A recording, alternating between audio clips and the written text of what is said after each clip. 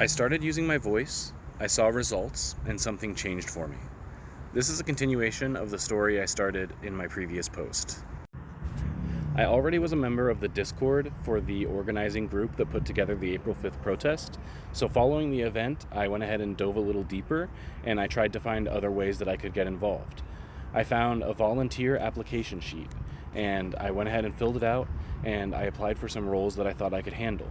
I started with chant leader because I had done it once before, speaker so that I could continue to use my voice and amplify the message to reach more people. I also applied for ground volunteer, basically saying, I'm here to help, put me where you need me. A couple days later, they reached out to set up an interview.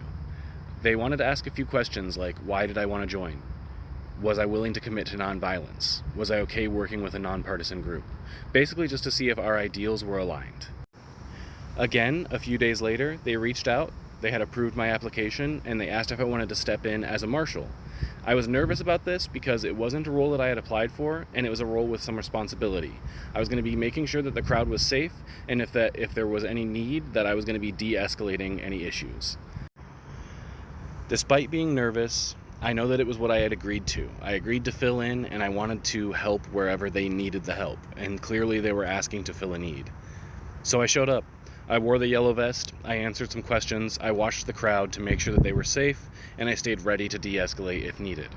Luckily, it went off without a hitch. After the event, I stuck around. I helped clean up.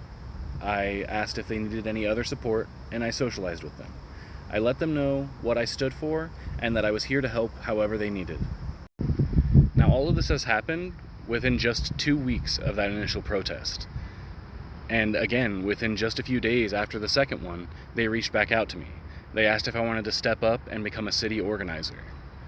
I hadn't done anything special. All I did was show up and show that I was here to help. They needed the help, and we still do.